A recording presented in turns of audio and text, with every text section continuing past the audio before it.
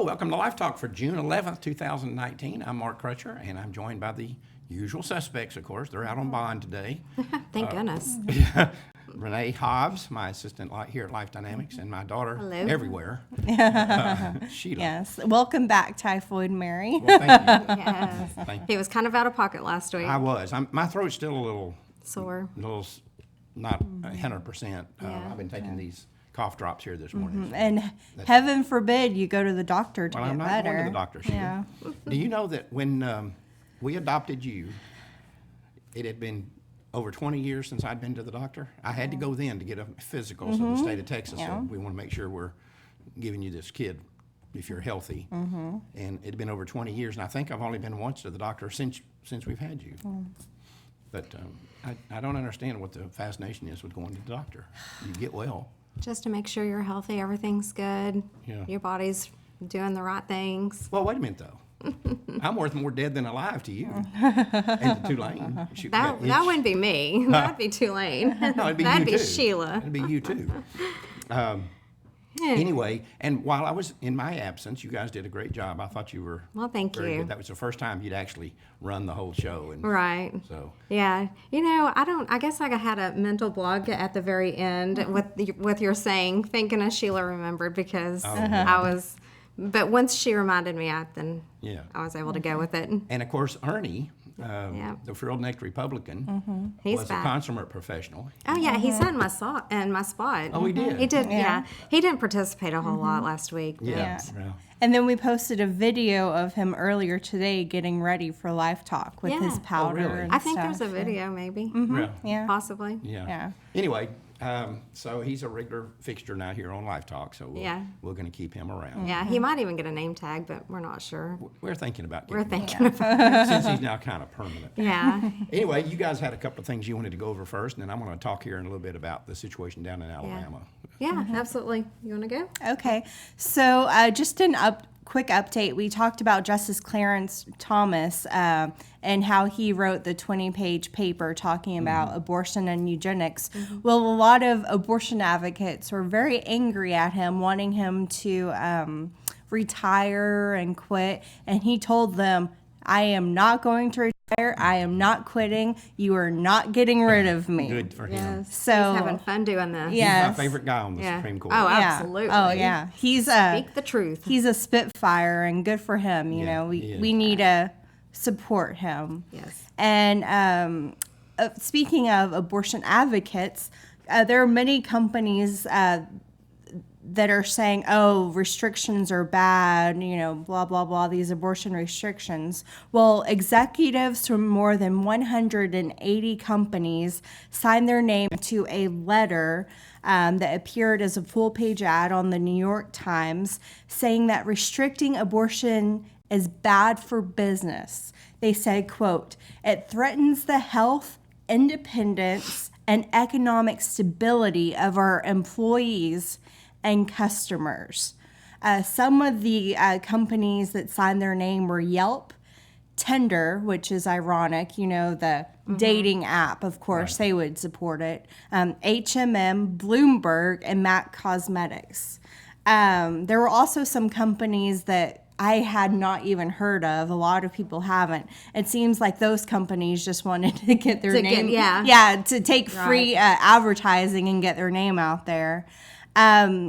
They were brought together by a coalition by Planned, that included the ACLU, surprise, surprise, Planned Parenthood, and NARAL, which is no surprise there. It's very ironic about all of this. These children that are being aborted are their future employees here. And customers. Well, and customers. yeah. What the heck? Well, I was going to say that, well, this is all under their Don't Ban Equality. They have a website that this is their whole spiel on it. But it looks like they would want more business, not less. It's like Toys R Us, supporting the killing off their customers. That's right. And also, they need to look at Hobby Lobby. Hobby Lobby has been openly pro-life. They said they wouldn't pay for abortions for their employees. Well, Hobby Lobby's business is doing great. I mean, they need to look at Hobby Lobby. And plus, polls show that more and more Americans are becoming pro-life. And so if these people really wanted to keep business, they wouldn't have put their name on this ad. Well, and the other thing is that there used to be companies that would have daycares in the businesses, Right. so parents could bring their children to work and know that they're safe and well taken care of, and they can go visit. And they don't do that anymore. It's very rare that you find a business that does that. It's true. And, you know, the irony here is a lot of these companies make their money off babies. That support Planned Parenthood. Johnson & Johnson, right? Yes. Gerber gives money to Planned Parenthood. Oshkosh Be Gosh. That's all they do is make baby clothes. Right. Toys R Us, you mentioned them earlier. I just don't understand. And the thing that I don't understand here is why somebody's not bringing up, or will bring up the point. What if it was bad for business? What about the morality of it? So in other words, if it doesn't matter if something's it's a right thing to do or a wrong thing to do or moral or immoral, it's just whether it's bad for business. Right. And all of these godless leftists that support these organizations are the first ones who will attack those same organizations over their profit structure and if they're a member of the 1% and all this. Right. And these companies, these corporations, are too damn stupid to recognize who they're jumping into bed with. Right. Well, I mean, and you have Obamacare that obviously pays for abortions, but I'm not sure, surely they pay for maternity care and leave. And so, I mean, what is the point of all of this? I mean, you get pregnant, you're on maternity leave, you come back to work. I think Planned Parenthood goes to these companies and extorts them. Yeah, And probably. says, either you jump on board or we're going to raise hell. We're going to cause a problem. Yeah, I mean, like I said, NARAL, ACLU, and Planned Parenthood were the ones that gathered these companies together. Yeah. So, Well, yeah, it's just like that Heartbeat, that article that we did last week, where they're trying to remove anything that has to do with the child inside the womb. And change the name of a heartbeat to a Embryonic. flutter. Tremor. Yeah. Flutter, Yeah. yeah. That's a heartbeat.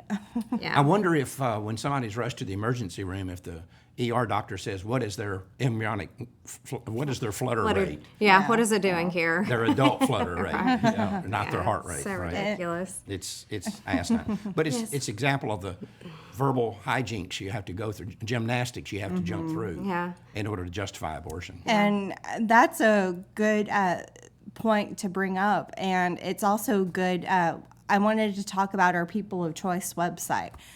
These are the same people that try to change the lingo and try to jump through gymnastics to make abortion seem okay. Well, we have a website, peopleofchoice.com, that exposes the abortion mentality. What kind of people they are. Yeah, what kind of people these abortion advocates are. And it has like some nasty stuff on it. So, I mean. Yeah, like that. Yeah, Like so scrolling up. So it has some dirty language, some, risque stuff on it. So just be warned. But it's a great website to say, hey, these are the people who support so-called women's choice. Well, we met with some people this weekend. We don't need to talk about it out in public yet.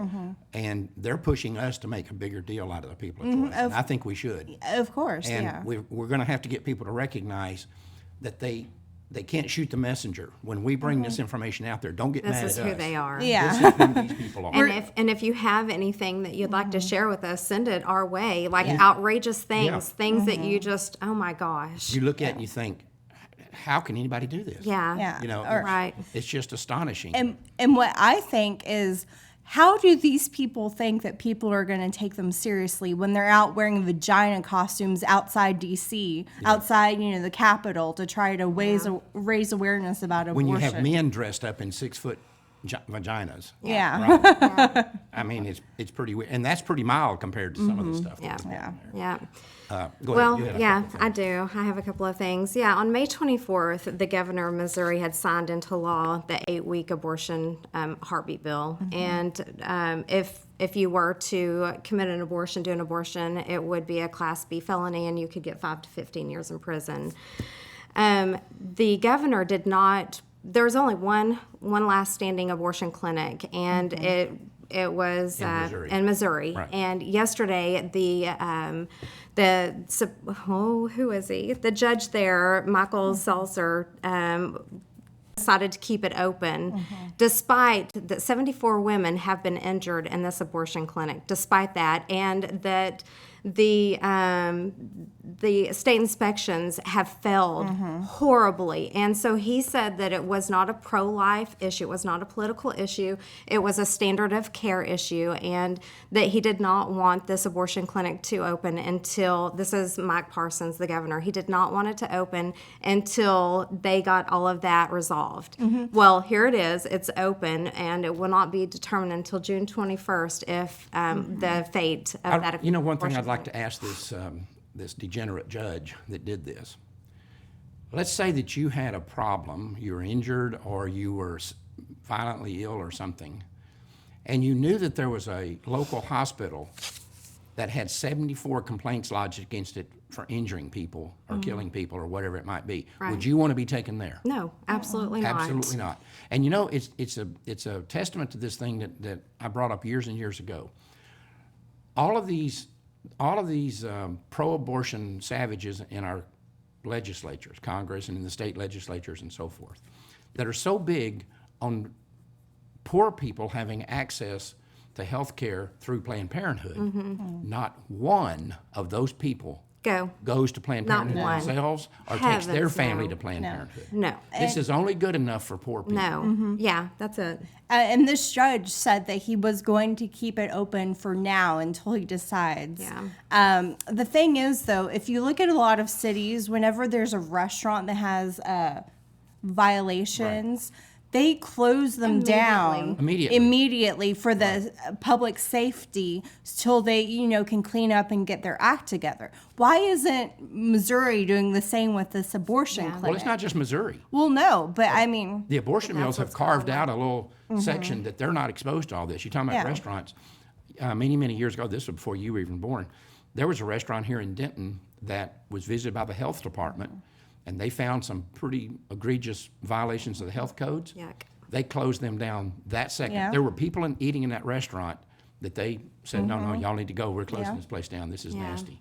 And we always go back to veterinary clinics. They wouldn't allow it either. Right. I mean, it's but this is women's health. This is women's reproductive. This is their body. Good enough. It's good enough. it shows how much they actually care about Yeah. women. You know, talking about vet clinics, we've said before here, we're an office full of animals. We've got, within a few feet here of us, 3 dogs and a cat that come here every day. Yeah. Well, the cat lives here. Yeah. He thinks this is his house. It is. It's his crib. It is. It is his crib? It is, yeah. Right. We just visitors. Right. Right. Well, anyway, we visit every day with this cat. Yeah. We would not, under any conditions, take any one of those animals to a veterinary clinic that has 74 complaints against it. That's right. No. Not a one of them. Yeah. No, and the majority of people wouldn't. Yeah, the Most doctor is people not would. trustworthy. Yeah. Right. The material, and real quick, Maine has now joined with Oregon and Colorado, which is absolutely no surprise whatsoever. They're allowing non-doctors to do abortions. Well, California's been doing it for a long time. for a very long Yeah. time, and Oregon and And, again, to suggest that they're saying, oh, we've got these problems with all these abortion clinics, Yeah.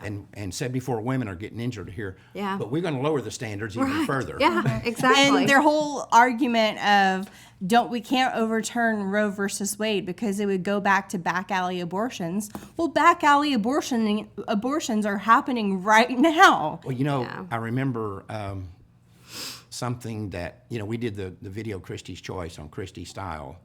And for those of you who've seen the video and may not know this, Christi did die a couple of years ago. But anyway, her mother, Kay, came and we did a video with her. And we brought this up, this issue of back alley abortions, and she made the point because her daughter was killed. She was put in permanent vegetative state and then eventually died. But she said, look, the only difference between the back alley and the front alley is which door you go in. And during the front alley abortions, they play soft music while they kill you. Yeah. In back alley abortion, you don't get any of the soft music. So that's basically the difference. Yeah. And she said, while they killed my daughter, there was nice, pleasant, soft music going in the background. And Well, I consider the back alley abortion to be Plan B, and anything else that you can get over the counter that's going to kill a child, you're doing it yourself. that's right. Anyway, y'all got anything else right now? Nope. All right. When we come back from robots, I want to talk to you about the ramifications of what happened in Alabama with their legislation. Anyway, let's take out a moment for robots, and we'll come back with that. In 1973, the U.S. Supreme Court legalized abortion nationwide. The decision is called Roe versus Wade, and those who defend it are known as robots. This is how they think. How can a fetus have legal rights when it is not even sentient?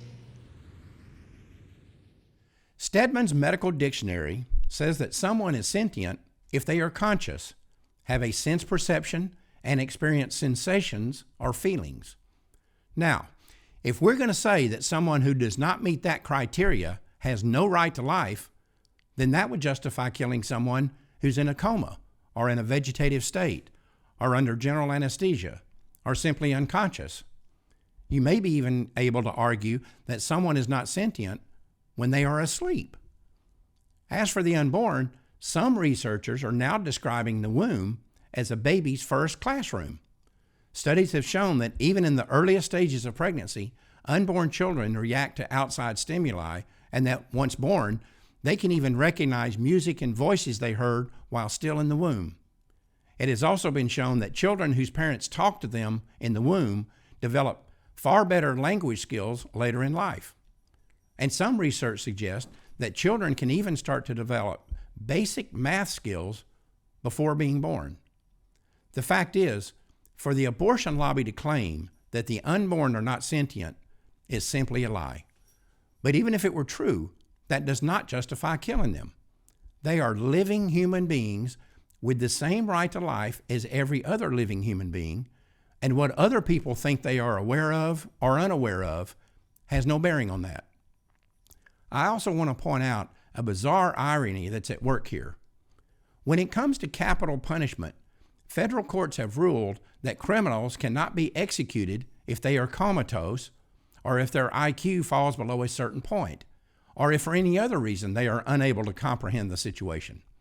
In other words, the courts say that the guilty cannot be executed unless they are sentient, while the pro-choice mob argues that the innocent can be executed because they are not sentient.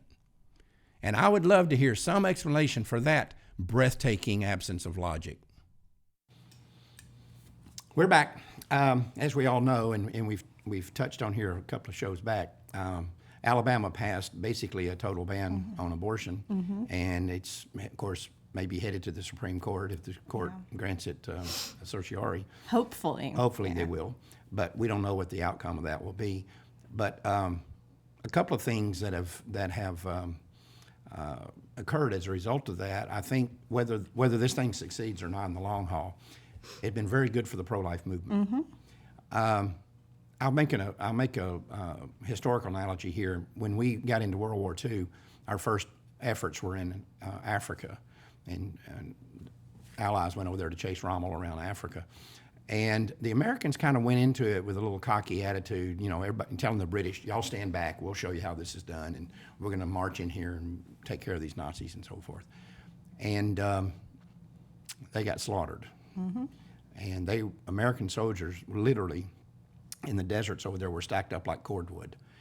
And it was a major shock to the American military, even up to the point of Eisenhower. People say Eisenhower was just stunned when he went there and saw what happened.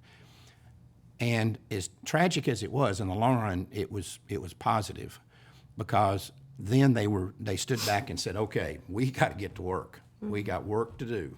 Instead, if they had won right off the bat, they'd have said, see, we told you we can do this, and they wouldn't have gotten any better.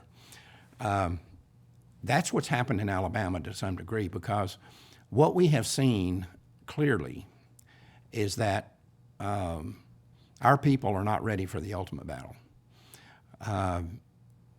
It's going to be 1,000,000 times more vicious, more violent, nastier, and difficult to fight than this situation in Alabama. if you had an actual case that was winding its way to the Supreme Court that could really create personhood for the unborn, the other side is going to pull out all the stops. It's going to be, I'm telling you, there could be blood in the streets over this deal. Yeah. And we got to be prepared for that. Well, I mean, people are already taking sides. There's so much news going on with the abortion Right. issue that you see people taking sides all the time now. They have to. They you have you to. can't be neutral Well, anymore. and I mean, you already see more individuals starting to punch pro-lifers and, We assault almost them. hardly a day goes by Yeah. here that we don't get a report about some pro-lifer being attacked at the abortion clinic. Yeah. But the fact is, I sat here and watched. First off, we saw a lot of so-called pro-life Republicans. The second this thing was passed, head for the tall grass because they didn't want to defend it. And it Couldn't was, defend. Yeah, it was too extreme. extreme, Too yeah. extreme, or the picture we're showing there is a frill-necked lizard. That's why we have Ernie here.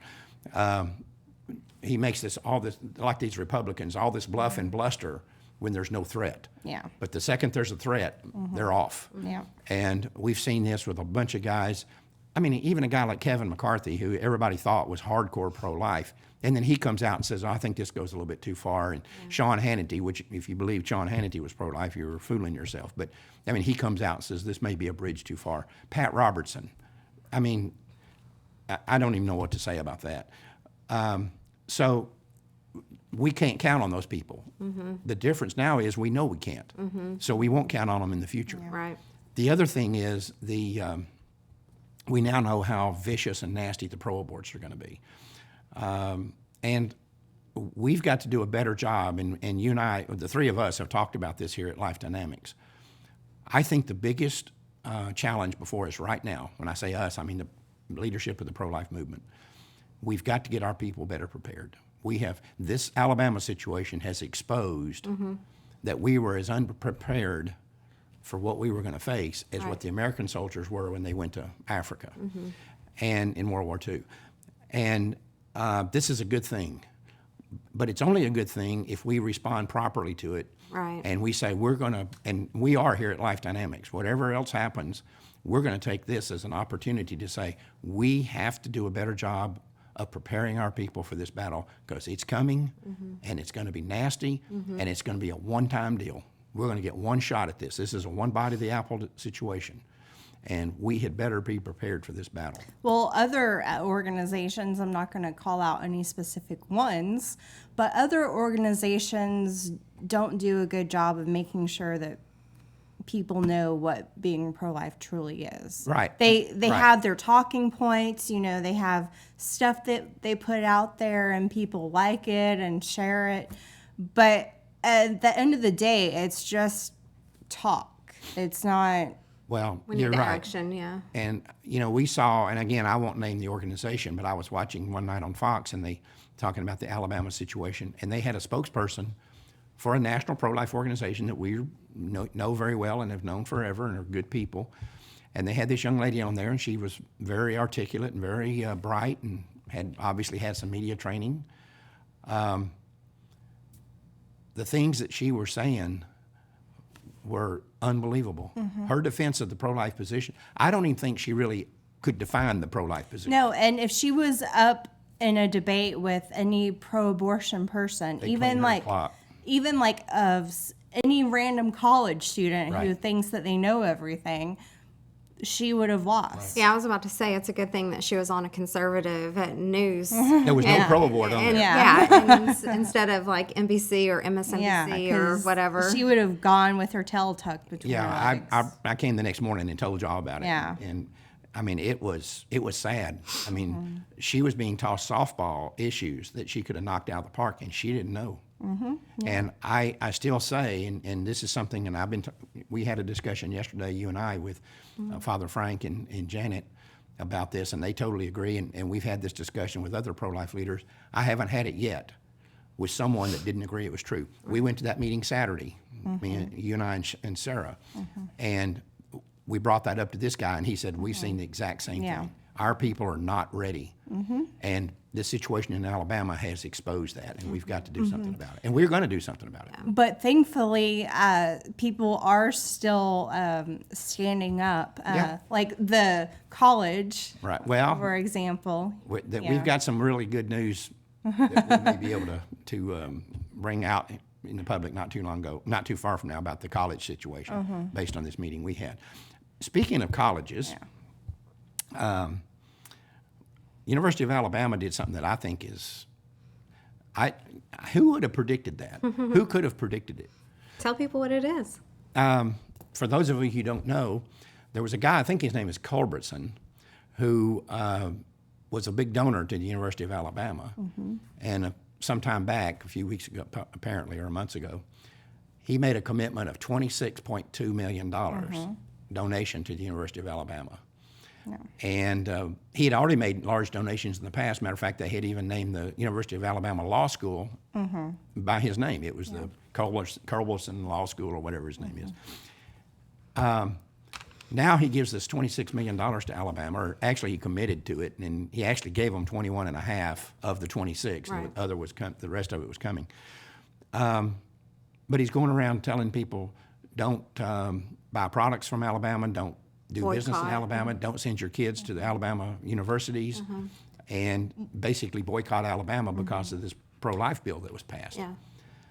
The University of Alabama sent him back his donation. The 21 that he had already paid, they gave back to him. This proves money is not everything. And then they said, we don't want your money. Not only that, as you can see on the screen, there's two young men taking his name off the School of Law. They removed his name From the law school. from the law school at the University of Alabama. You know, I didn't realize, though, until I read the story, that Culverson's father was an officer of Planned Parenthood. Yeah. And so he is very much behind Planned Very steeped Parenthood. in that Very. tradition. So- And I'm really, of course, as y'all know, I'm an Alabama fan, which I lorded over you last year. Yeah. The OU and Because Oklahoma. Alabama. Yeah. Well, you kept telling me Oklahoma was going to win that I game. did not say that. You did too. You told I me did not. Oklahoma was I said I was not giving up on them. But it was over, within about the first 4 or 5 minutes? Yeah, it didn't take long. Is this football, I'm It is. guessing? Yes, it's football. Oklahoma was under the impression that they were one of the elite teams, and they found... You know what? They made it as far as they did. Right. Yeah. Well, they encountered a team that was one of the elite teams, right? Well, But So anyway, I want to Anyway. hear... But anyway, with this situation now in Alabama, I want to hear you say it. I am not saying it. Say, roll tide. No, absolutely not. Anyway, you were born in Alabama. You're from Alabama, and we see that University of Alabama stands with their morals, and Right. that's the kind of college you want to send your kids That's to. applaudable. What do you mean? You don't think Berkeley would have done that? Berkeley Not in a would have million done the years. opposite. Give me more money. Yeah, right. But I thought the visual of those kids taking Yeah. his name off of that Yeah. marquee out in front, Yeah. I thought That's that good. was there it is again. That's pretty cool. Yeah.